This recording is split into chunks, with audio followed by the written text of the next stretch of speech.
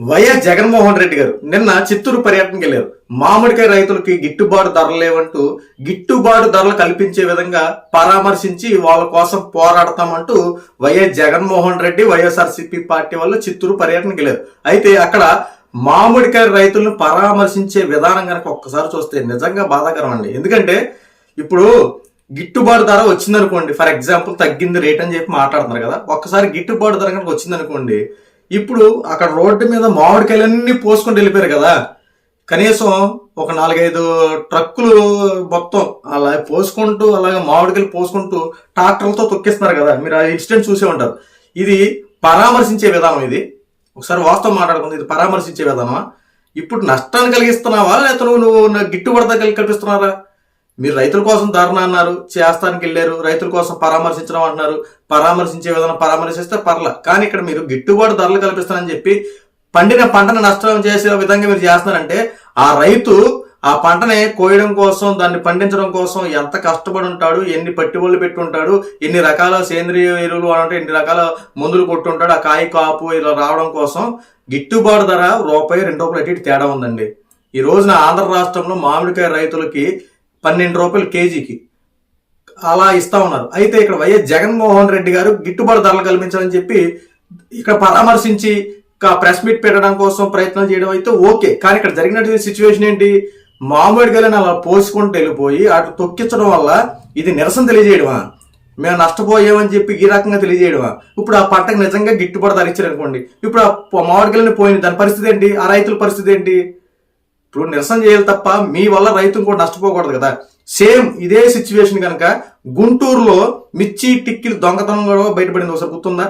YSRCP party వాళ్ళు మిర్చి రైతుల కోసం ధర్నా, మిర్చి రైతులు పరామర్శిస్తారని చెప్పి అక్కడికి వెళ్ళి ఆ మిర్చి టిక్కీలను ఒక 5-6 దొంగతనం చేశారని చెప్పి అక్కడ ఉన్నటువంటి స్వయంగా రైతే చెప్తా ఉన్నాడు. పరామర్శ పేరుతో ఇక్కడ ఉన్నటువంటి టిక్కీలన్నింటినీ సర్వనాశనం చేశారని చెప్పి గుంటూరు సంబంధించిన రైతులు మాట్లాడుతూ ఉన్నారు. ఇక్కడ మామిడికాయ రైతుల కోసం ధర్నా అని చెప్పి ఇక్కడ మామిడికాయలన్నింటినీ విస్తృత స్థాయిలో తొక్కుకుంటూ వెళ్ళిపోయి అక్కడ రైతులను ఇబ్బంది పెట్టే విధంగా ఉన్నాయి. ఇప్పుడు ఆల్రెడీ ఎస్పీ గారు చాలా క్లియర్ కట్ గా ఈ రోజున స్టేట్మెంట్ ఇచ్చారు. వైఎస్ జగన్మోహన్ రెడ్డి గారు చిత్తూరు పర్యటన సంబంధించి కొన్ని రూల్స్ అండ్ రెగ్యులేషన్స్ అనే కొన్ని స్ట్రిక్ట్ ఆర్డర్స్ కూడా ఇవ్వడం, అంతేకాకుండా కొన్ని సిస్టమేటిక్ రూల్స్ కూడా మేము ఇచ్చాము, సో వాటిని ఫాలో అవ్వాలి అంతే తప్ప మీరు ఏదైతే కోరుకున్న విధంగా మేము కల్పించలేమని చెప్పి చాలా స్పష్టంగా ఎస్పీ గారు ఈ రోజు ప్రెస్ మీట్ రిలీజ్ చేశారు. ఆ ప్రెస్ మీట్ లో ఏముంది? ఈ ప్రెస్ మీట్ లో ఏముంది? జగన్మోహన్ రెడ్డి గారి ప్రెస్ మీట్ కి కేవలం 500 మంది మాత్రమే అనుమతి, అంతకుమించి ఎక్కువగా లేదు. వాళ్ళని పెట్టినటువంటి అప్లికేషన్ లో సుమారు 10,000 మంది వరకు వస్తారు. అంతేకాకుండా కొన్ని వందల వాహనాలు వస్తాయి. తర్వాత హెలికాప్టర్ ల్యాండ్ అయ్యే దగ్గర క్రౌడ్ ఎక్కువగా ఉంటుంది, వాళ్ళందరినీ మీరందరూ హ్యాండిల్ చేయాలని చెప్పి పోలీసులకి వినతి పత్రం ఇచ్చారు. సో మాకు ఇలాంటి సెక్యూరిటీ కావాలి, ఇంతమంది పోలీసులు కావాలని చెప్పి ఈ రకంగా వాళ్ళు పిటిషన్ పెట్టారు. సో వెంటనే పోలీసులు దాన్ని ఏం చేశారు? ఆల్రెడీ జరిగినటువంటి పరిణామాలు, రాప్తాడు పర్యటన కావచ్చు, లేదంటే సత్తెనపల్లి పర్యటన కావచ్చు, ఈ గుంటూరు పర్యటన కావచ్చు, జగన్మోహన్ రెడ్డి పర్యటనలు కనుక అన్ని చూసుకుంటే జరిగిన సిచ్యువేషన్లు ఏంటి? ఒకలేంటో చనిపోవడం, 4 చనిపోయారు సత్తెనపల్లి పర్యటనలో. పరామర్శ పేరుతో ఒకరు కారు కింద ఎక్కి చనిపోవడమే కానీ, ఇద్దరు అక్కడికక్కడ చనిపోవడమే కానీ, కొంతమంది గాయాలు అవ్వడమే కానీ, కొంతమంది ఆ ఫ్లెక్సీల వల్ల వాళ్ళు ఏం చేశారు?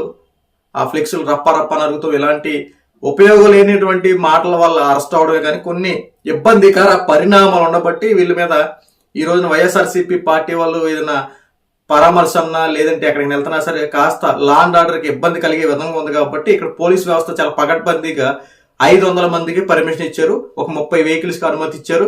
అలాగే హెలికాప్టర్ ఎక్కడైతే ల్యాండ్ అవుతుందో ఆ ల్యాండింగ్ సరిహద్దులో ఒక 30 మందికి మాత్రం ఇంకెవరు వెళ్ళడానికి వీల్లేదని చెప్పి చాలా స్ట్రిక్ట్ ఆర్డర్స్ జారీ చేశారు.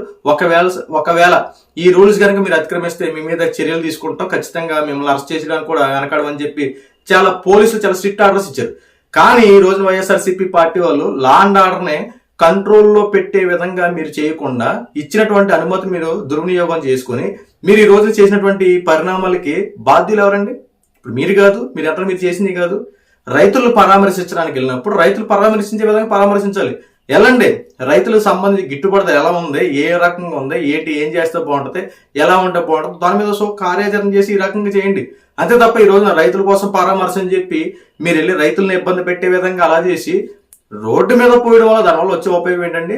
ఈరోజు జగన్మోహన్ రెడ్డి గారు మాట్లాడుతున్నారు కదా, కూటమి ప్రభుత్వాన్ని వదిలిపెట్టిన ఏ ఒక్కరిని వదిలిపెట్టే ప్రసక్తి లేదు, రైతులను మోసం చేస్తున్న చంద్రబాబు నాయుడు, రైతులు విపరీతంగా నష్టపోతున్నారని చెప్పి మాట్లాడుతున్నారు కదా. రైతులు ఎక్కడ నష్టపడుతున్నారండి? గతంలో ఉన్నటువంటి రైతుల యొక్క పరిస్థితి చూడండి, ఇప్పుడు కూటమి ప్రభుత్వం అధికారులకు వచ్చిన రైతుల పరిస్థితి చూడండి. గతంలో పండిన పంటకి 24 గంటల్లో డబ్బులు జమ చేసిన విధానం ఉందా? ఆన్లైన్ సిస్టమ్ పెట్టు, నీ ఆన్లైన్ ఎక్కడైతే అక్కడికి వెళ్ళి పంట అమ్ముకునే పరిస్థితి జగన్మోహన్ రెడ్డి గారు కల్పించారు. ఈరోజు కూటమి ప్రభుత్వం చేసిన పని చూడండి, పండిన పంటకి 24 గంటల్లో డబ్బులు జమ అవుతా ఉన్నాయి. ఈ రోజున పొగాకు రైతులు మొన్న నష్టపోయి వాళ్ళకి గిట్టుబాటు ధర లేకపోతే చంద్రబాబు నాయుడు కేంద్రం దగ్గరికి వెళ్ళి గిట్టుబాటు ధరల విషయం మాట్లాడి వాళ్ళకి సరైన గిట్టుబాటు ధర కల్పించారు. జగన్మోహన్ రెడ్డి పొగాకు రైతుల కోసం ధర్నా అని చెప్పి ఏనాడైనా సరే రైతులు నష్టపోయినప్పుడు ఏడైనా కేంద్రం దగ్గరికి వెళ్ళి రైతుల పక్షాన మాట్లాడినటువంటి దాఖలు ఎలా ఉన్నాయి? ఎంతసేపు మన సొంత విషయాలే కదా, ఆ కేసుల గురించి, ఆ యొక్క అక్రమాసులు కూడబెట్టిన విషయాల గురించి, నా బెయిల్ పిటిషన్ల గురించి, వీటి గురించే తప్ప ఆంధ్ర రాష్ట్ర భవిష్యత్తు గురించి మాట్లాడినటువంటి విషయాలు ఒకటి చెప్పండి. ఆంధ్ర రాష్ట్రం నిజంగా మేము ఇది చేసాం ఇది చెందామని చెప్పడానికి ఒక్క ఉదాహరణ చెప్పండి. ఈ రోజున మీరు రైతుల పక్షాన వ్యవహరించే నాయకులు అంటారు కదా, రైతుల పక్షాన వ్యవహరించే నాయకులు అంటే శాంతియుతంగా జరగాలి ఏదైనా సరే. మీరు ఏదో భయభ్రాంతులు గురి చేసేలా ఈ రోజున ఇంత అవసరమా? ఇంత వైలెన్స్ క్రియేట్ చేసే విధంగా అవసరమా?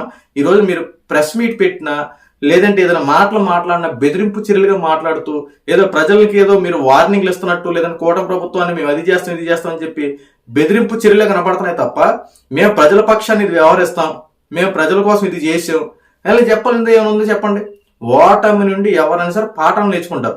మేము ఓడిపోయాం, సరే రైట్. మీరు అంటున్నారు కదా మేము ఆంధ్ర రాష్ట్ర ప్రజలకి మంచి చేయబట్టి ఓడిపోయామని చెప్పి అంటారు కదా. నిజంగా మీరు మంచి చేస్తే ఎందుకు ఓడిపోతారు? ఆంధ్ర రాష్ట్ర ప్రజలు ఎందుకు వదులుకుంటారు మిమ్మల్ని? మీరు మంచి చేసేవని భ్రమలో ఉన్నారు తప్ప ఒక పథకం రిలీజ్ అయితే ఆ పథకం నేరుగా బటన్ నొక్కేసాం తల్లుల ఖాతాల్లో, రైతుల ఖాతాల్లో, వాళ్ళ ఖాతాల్లో, వీళ్ళ ఖాతాల్లో పడిపోతుందని చెప్పి అన్నారు తప్ప ఆ పథకం ప్రజల్లోకి వెళ్తుందని చెప్పి గ్రౌండ్ వర్క్ చేసినటువంటి విధానం ఏముందా? బటన్ నొక్కేసాం వెళ్ళిపోయింది, బటన్ నొక్కేసాం వెళ్ళిపోయిందని చెప్పి అలా కనపడుతుంది తప్ప దీని మీద గ్రౌండ్ వర్క్ చేసినటువంటి విధానం ఏముందా? ఈ రోజు కూటమి ప్రభుత్వానికి మీకున్న తేడా ఇదే. ఏదైనా పథకం రిలీజ్ చేస్తే గ్రౌండ్ వర్క్ చేస్తున్నారు, ఇది పథకం అందుతుందా లేదా, ఇది ప్రజల్లోకి వెళ్తుందా అని చెప్పి 1కి 2 సార్లు వెరిఫై చేసుకుంటా ఉన్నారు. ప్రతి నెల 1వ తారీఖు వస్తే ప్రజా సమస్యలు తెలుసుకుంటా ఉన్నారు. ఈ రోజు మీకు 11 సీట్లు వచ్చినాయి, గతంలో 150 పైగా సీట్లు వచ్చినాయి, ఈ రోజు 11 సీట్లు వచ్చినాయి. ఎందుకు ఓడిపోయాం, ప్రతిపక్షం కూడా లేకుండా ఎందుకు ఓడిపోయాం చెప్పి దాని గురించి ఆలోచించాలి తప్ప మమ్మల్ని మోసం చేశారు, ఈవీఎంల పాల్ట్లు అందుకే ఓడిపోయాం అని చెప్పి ఇలాంటి మాటలు ఎందుకు? ఓటమి నుండి పాఠాలు నేర్చుకుని రేపొద్దునకి వెళ్ళడం కోసం ఎలాంటి ప్రయత్నాలు చేయాలి తప్ప ఇలాంటి బెదిరింపు చర్యల, పరామర్శ పేరుతో తొక్కిసలాట్లా, పరామర్శ పేరుతో ప్రాణాలు పోగొట్టుకుంటాలా, పరామర్శ పేరుతో ఈ మార్కులు ఎలాంటి తొక్కించడమా, పరామర్శ పేరుతో టిక్కీలు దొంగతనం చేయడమా? ఏంటి సార్ ఇది? ఆంధ్ర రాష్ట్ర ప్రజలకి మంచి చేస్తే నెత్తి మీద పెట్టుకుంటారండి. మంచి చేయకుండా ప్రజల్ని నమ్మించి మోసం చేస్తే అదం పాతాలను తొక్కేస్తారు. ఈ రోజున మీరు కూడా వాస్తవాలు తెలుసుకోండి. పరామర్శలు చేస్తే అందరూ హ్యాపీగా ఫీల్ అవుతారు. నిజంగా జగన్మోహన్ రెడ్డి చాలా బాగా వచ్చాడు, ఆదుకున్నాడు, వెళ్ళాడు, మా కోసం పోరాడాడు, మాకు రైతులుగా పక్షాన వ్యవహరించాడు, రైతులు గిట్టుబాటు ధరలు కల్పించాడని చెప్పి మీ పేరు నలుగురు చెప్పుకుంటారు సార్. వస్తారు పర్యటన ఏదో ఇదేంటి ఎలా ఉంటదంటే ఒక కొత్త సినిమా రిలీజ్ అయితే క్రౌడ్ ఉంటుంది చూసారా, అలా రిలీజ్ చేసినట్టు అలాంటి మాటలు, అలాంటి వ్యాఖ్యలు, రప్ప ఏంటి సార్ ఇది? మన ప్రజాస్వామ్యం సార్. రేపొద్దున గెలవాలంటే ప్రజలు ఓట్లు వేస్తేనే గెలుస్తారు. ఇదే బెదిరింపు చర్యలు పాల్పడకుండా ఇలాగే ఉంటే రేపొద్దున దౌర్జన్యాలు పెరుగుతాయి. బాబోయ్ జగన్మోహన్ రెడ్డి ఏదో చేసేస్తారని చెప్పి ప్రజలు ఓట్లు వేయకపోతే మీ పరిస్థితి ఏంటి? ఇప్పుడు ఈ రోజు మీరు బెదిరింపు చర్యలు పాల్పడుతున్నారు కదా, ఏ ఒక్కడిని విడిచిపెట్టం, సప్త సముద్రాల అవతలను సరే వెతికి మరీ లాక్కొస్తాము, ఆ ఒక్కొక్కడు అంతు తెలుస్తామని చెప్పి మాట్లాడుతున్నట్టు మాటలకి రేపొద్దున నిజంగా మీకు ప్రజలు ఓట్లు వేయకపోతే మీ పరిస్థితి ఏంటి? ఈ రోజున మీరు ఏదో మాట్లాడుతున్నారు కదా, రేపొద్దున ఓట్లు లేకపోతే మీ పరిస్థితి ఏంటి? ఇప్పటికైనా సరే మనం ప్రజాస్వామ్యం ఉన్నప్పుడు మనం జాగ్రత్తగా మాట్లాడుకోవాలి. మనం మాట్లాడే మాట ఎదుటి వాళ్ళకి ఇబ్బంది కలగకుండా రాజకీయ పరంగా మాట్లాడుకుంటూ రేపు పొద్దున గెలవడం కోసం ప్రయత్నించండి. అంతే తప్ప బురద జల్లే వ్యాఖ్యలు, శవరాజులు చేసుకుంటూ ప్రజలు మనల్ని పొందుతామనే పేరుతో బెదిరింపు చర్యలు పాల్పడితే రేపు ఖచ్చితంగా డిపాజిట్లు కూడా రావు.